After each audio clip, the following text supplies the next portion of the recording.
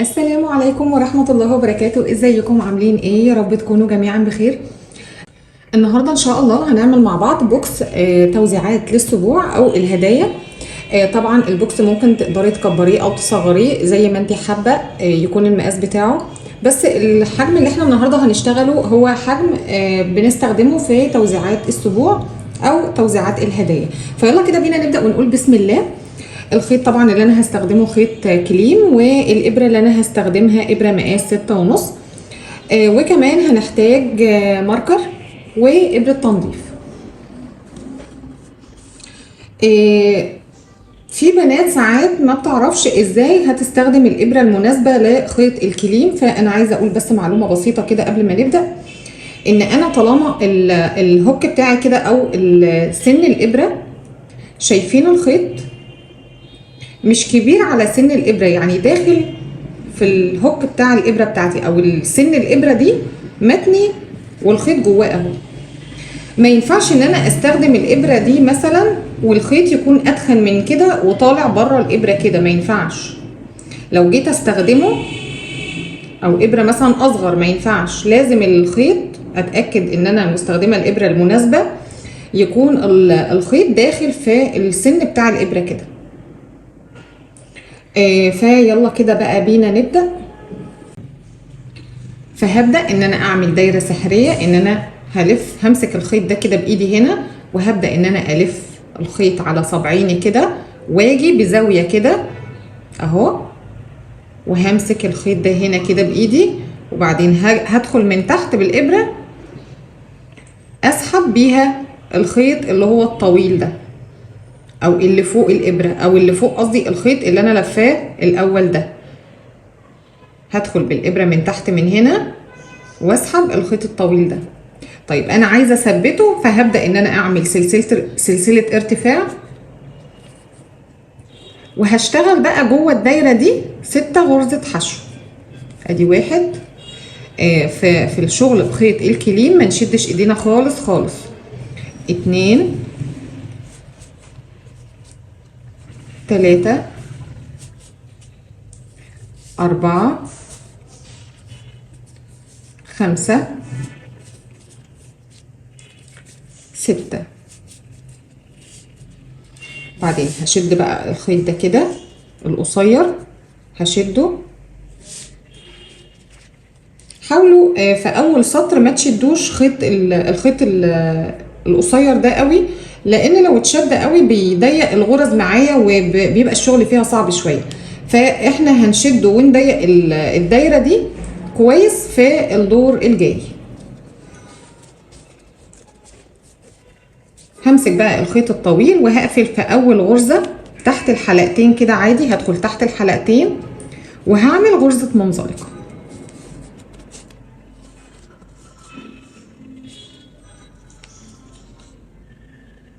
دي كده الدايره اتكونت عندي اهي.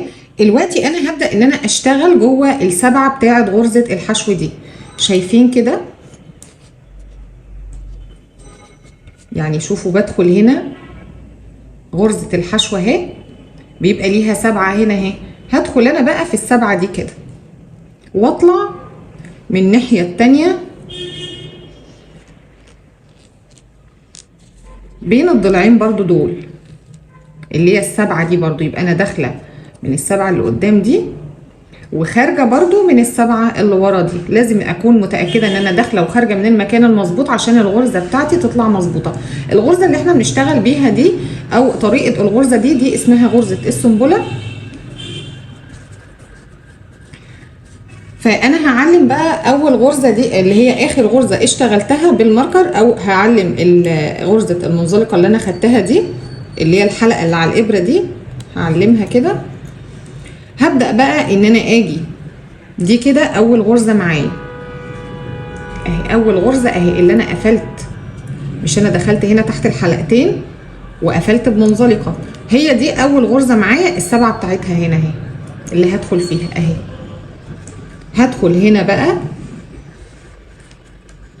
هدخل في السبعه بتاعتها كده. شايفين انا طالعه منين؟ برضو من ورا اهو، داخله في السبعه بتاعتها اللي قدام وطالعه من ورا، وبعدين هسحب الخيط وبعدين هعمل غرزة حشو. دي كده اول غرزة معايا. في نفس المكان اللي انا عملت فيه غرزة حشو ده هدخل تاني في نفس المكان كده واطلع من نفس المكان من ورا وهعمل غرزة حشو.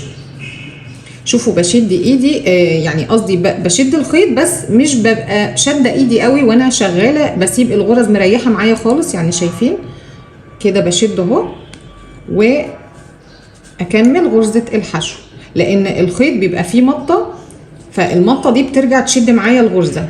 لو انا شادة ايدي وكمان شدت الخيط فبتشد الغرزة قوي معايا، فالشغل معايا بيطلع مقوس.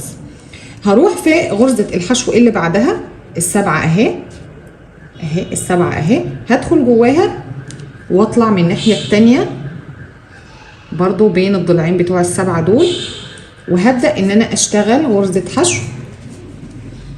الغرزة التانية وانا باخدها اطلع للناحية التانية كده عشان الغرز ما تبقاش فوق بعضها او تبقى الغرز باينة اهو كده، واظبط كده ايه بايدي الغرز علشان تبقى واضحة. ادي غرزة وادي التانية اهي، دي غرزة ودي التانية. هدخل بقى هنا كده وهعمل غرزة حشو. الدور ده كله هيكون عندي تزايد في كل غرزة، يعني هدخل في نفس المكان وهعمل غرزة حشو، بطلع كده بميل شوية واعمل غرزة الحشو.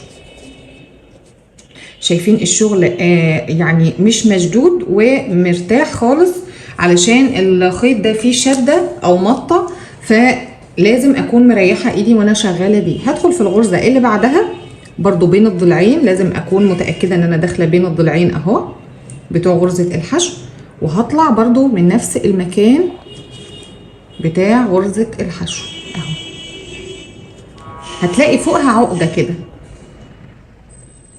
وبعدين هسحب الخيط اطلع بميل الناحية دي الاول، وبعدين اكمل غرزة الحشو وابينها لنفسي كده عشان ابقى شايفاها في الدور الجاي وانا شغالة عليها. وبعدين هدخل في نفس المكان اعمل غرزة حشو. شوفوا بطلع بميل كده عشان الغرز ما تكونش فوق بعضها. هاجي في الغرزة اللي بعدها هشتغل 2 حشو،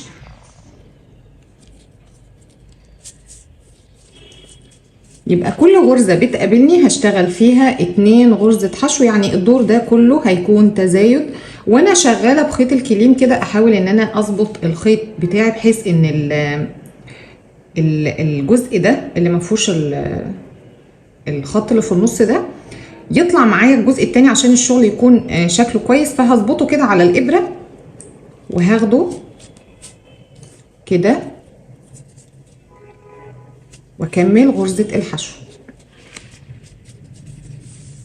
كل التفاصيل دي بتفرق معانا في الفينش النهائي بتاع الشغل.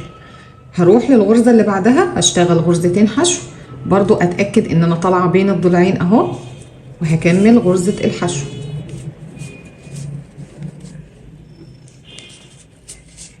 انا كان معايا 6 غرز في اول دور، تاني دور هيكونوا 12 غرزة حشو. فنعد كده مع بعض 1 2 3 4 5 6 7 8 9 10 11 12. انا كده خلصت الدور بتاعي.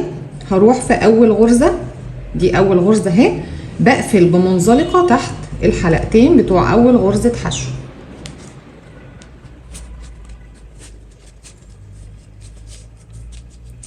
الخيط اللي احنا اشتغلنا عليه في الاول ده هشده، هضيق بقى الدايره اللي في البدايه دي اهي، ضيقت اهي،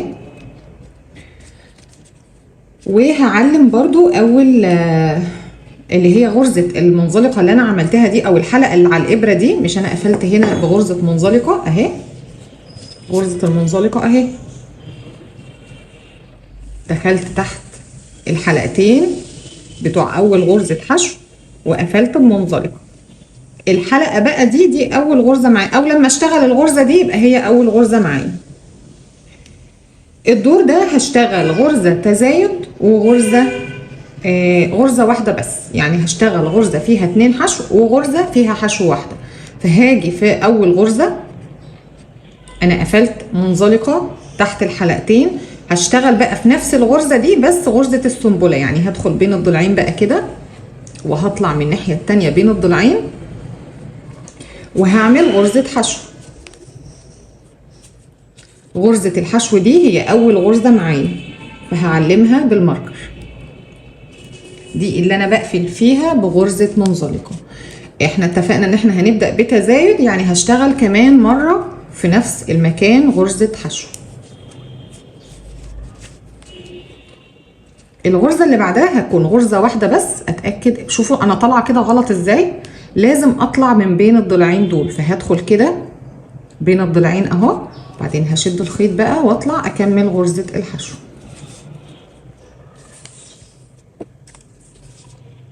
الغرزه اللي بعدها هشتغل 2 غرزه حشو، هدخل كده بين الضلعين وهكمل غرزه الحشو.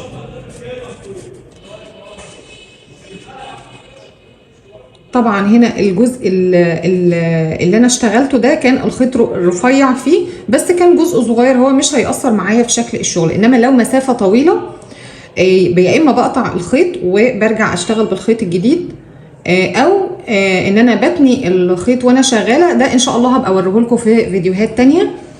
فهنا عشان بس دي كانت قطعة صغيرة فمش هتبان او تأثر معايا في الشغل، فهكمل الشغل عادي خالص. هشتغل بقى في نفس المكان ده 2 حشو.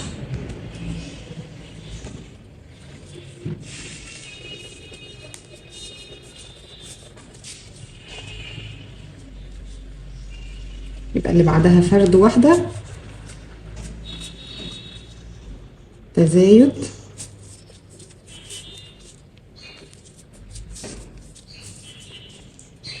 فرد، تزايد،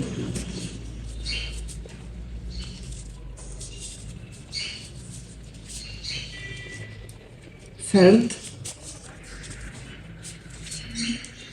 تزايد،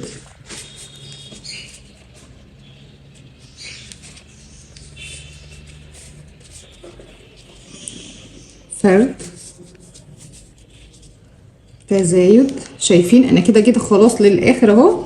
تزايد، الغرزه اللي قبل الاخيره اهي تزايد. شايفين اخر غرزه معايا هتكون غرزه حشو واحده. يبقى انا كده ماشيه مظبوط. شايفين الدايره مظبوطه معايا ازاي؟ فهاجي بقى دي كده اول غرزه حشو، هقفل تحت الحلقتين بغرزه منزلقه. بدخل كده تحت الحلقتين، دي اول غرزه حشو معايا، بدخل كده وبقفل بغرزه منزلقه. كده السطر انتهى معايا.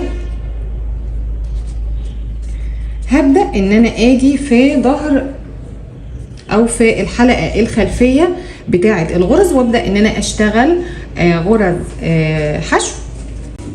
فهبدا ان انا اجي في الغرزه او الحلقه الخلفيه والخلف خلفيه. شايفين دي كده الحلقه الخلفيه اهي، اوريها لكم. دي كده الحلقه الخلفيه ودي الخلف خلفيه. تمام. فانا هاخد دي وكمان دي معاها، هدخل في الحلقتين دول وهبدا ان انا اشتغل غرز حشو.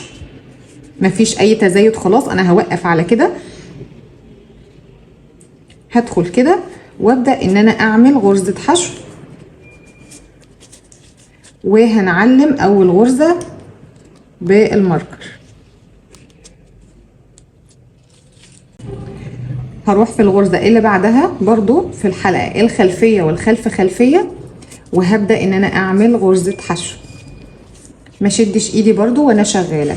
الغرزه اللي بعدها حشو في الحلقه الخلفيه والخلف خلفيه، واتني بقى كده لان كده خلاص الجدار او الجسم البوكس بتاعي ابتدى يتكون معايا. هيبان معانا اكتر لما نخلص الدور ده.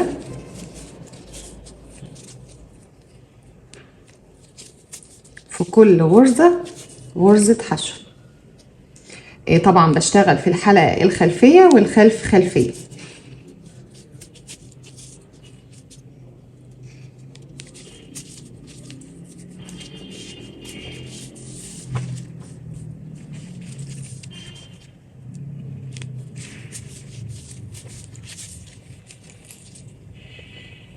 قاعدة البوكس ده تقريبا بتكون من 7 ل 8 سنتي.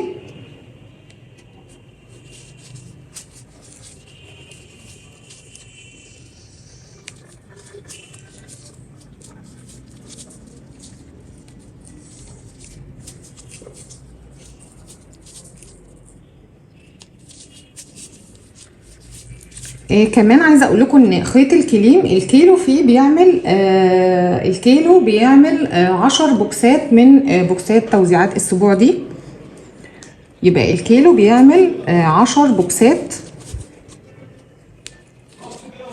عشان برضو لو محتارين الكيلو يعمل كام بوكس من بوكسات السبوع دي.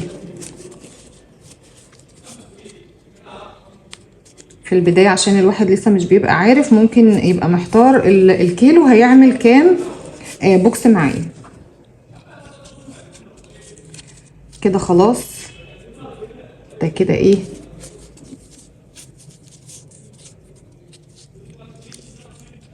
كده انا خلصت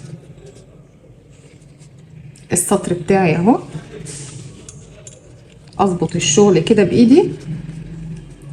هاجي بقى في اول غرزة واقفل بغرزة منزلقة. اول غرزة اهي هتلاقوها جاية بميل كده شوية. انا ما بعملش ارتفاعات، هدخل كده تحت الحلقتين وهقفل بغرزة منزلقة. هقفل ايه بغرزة منزلقة. هبدأ ان انا اجي في الضلعين بتوع غرزة الحشو. يعني دي كده اول غرزة حشو اهي، الضلعين بتوعها اهو. فهدخل هنا وهطلع برضو الناحية التانية من بين الضلعين. هوريكم دلوقتي بالابرة. هدخل بين الضلعين اهو وهطلع من الناحية التانية بين الضلعين بتاعت غرزة الحشو. شايفين الضلعين اهو. يبقى انا دخلت من بين الضلعين عشان اعمل غرزة السنبلة ويطلع معايا الشكل بتاع البوكس جميل. اول غرزة معايا اتفقنا بنعلمها بالماركر عشان انا ما بعملش ارتفاعات. الغرزة اللي بعدها هشتغل غرزة حشو، اللي بعدها غرزة حشو. عايزة افكركم ما تنسوش تشجعوني بلايك وكومنت، وكمان تقولوا لي ايه رأيكم في البوكس بتاعنا النهاردة، وتشاركوني كده بتشاهدوني من اي بلد.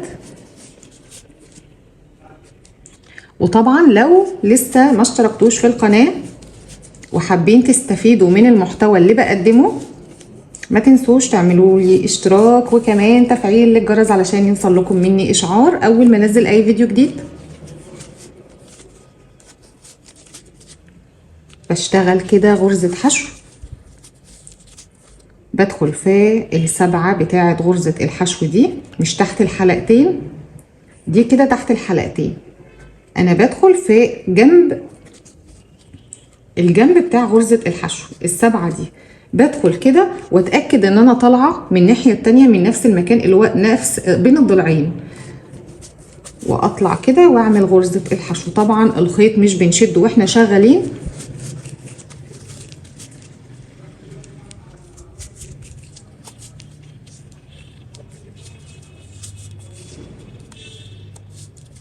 عشان لو شديناه الشغل هيطلع معانا مقوس ومش مظبوط خالص. فالخيط ده عايز دايما تكونوا مريحين ايديكم وانتوا شغالين بيه.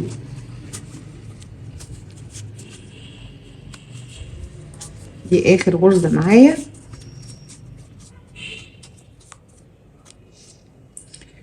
فهاجي في اول غرزة تحت الحلقتين واقفل بغرزة منزلقة. البوكس معايا اهو ابتدى يتكون. طبعا بظبط الشغل كده دايما بايدي وانا شغالة. هاجي في اول غرزة في السبعة دي او بين الضلعين بتوع غرزة الحشو دي، وهدخل كده فيهم واتأكد ان انا طالعة من الناحية التانية من بين الضلعين واعمل غرزة حشو.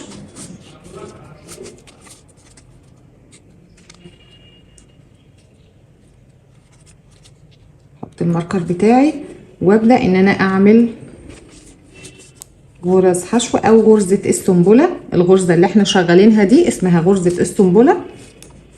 ان انا بدخل كده بين الضلعين بتوع غرزة الحشو اللي في الجنب، واطلع من الناحية التانية برضو بين الضلعين واعمل غرزة الحشو بتاعتي.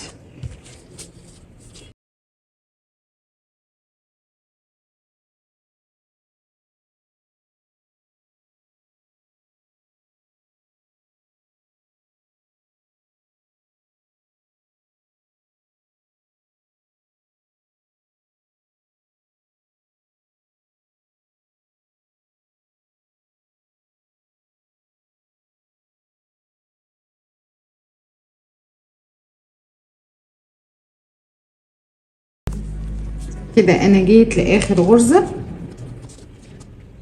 هعمل فيها غرزة حشو، وبعدين اقفل بغرزة منزلقة تحت الحلقتين بتاعت اول غرزة.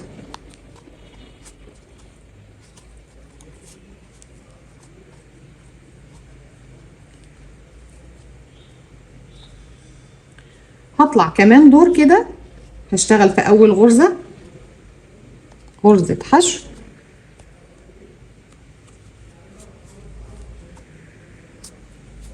فهفضل بقى مستمرية كده ان انا هكمل باقي الدور كله في بغرزة السنبلة.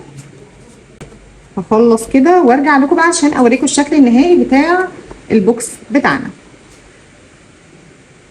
جيت لاخر غرزة فهشتغلها غرزة حشو. خلاص كده انا خلصت الدور بتاعي وقطعت الخيط.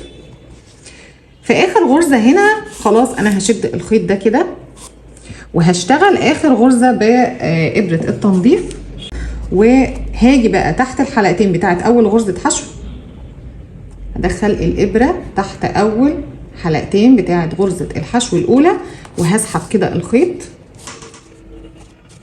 وادخل في غرزة الحشو الاخيرة. السبعة بتاعت غرزة الحشو دي الحلقة الخلفية والحلقة الامامية بتاعت غرزة الحشو، هدخل فيها تاني وهطلع، بس هاخد معايا كمان الحلقة الخلفية بتاعتها دي، يعني دخلت في النص اهو، هاخد كمان هدخل كمان في العقدة اللي ورا دي عشان تبقى متثبتة كويس، واظبط بقى كده الشغل بايدي.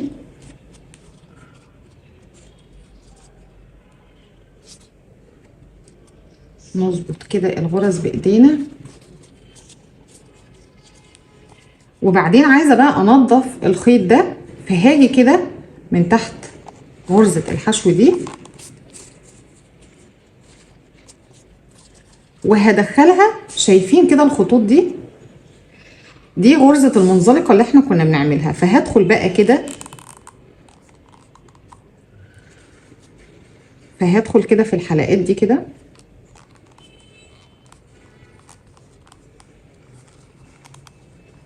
واسحب الخيط.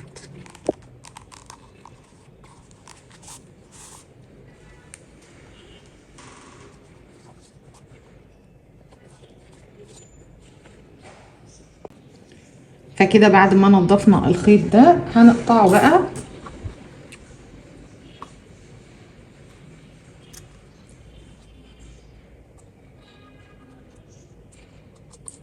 كمان الخيط اللي جوه ده باخده بإبرة التنظيف. انا كنت المفروض انضفه في البداية قبل ما اطلع بالجسم بتاع البوكس، كنت بنضفه جوه هنا كده احسن ما انضفه من تحت في البوكس. فانا هنا بقى البوكس ده هنضفه،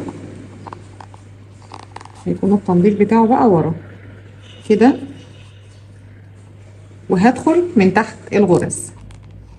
بس هو الافضل ان احنا ننضفه من جوه قبل ما نطلع بجسم البوكس، ننضف الخيط الاولاني اللي هو في بتاع البدايه ده عشان يبقى شكل البوكس من تحت احلى.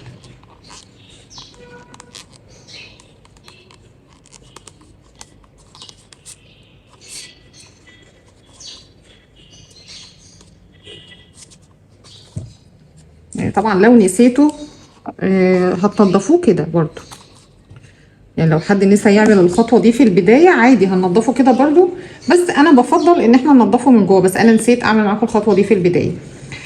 ده كده بقى شكل البوكس بتاعنا النهارده. عايزه بقى كمان اعمل لكم تزيينه بسيطه كده ليه.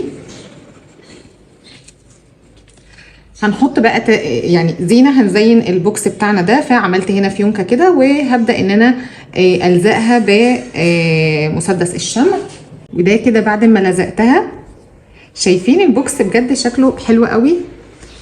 طبعا الحاجات دي كلها بتتظبط بالايد كده. شايفين كيوت قوي.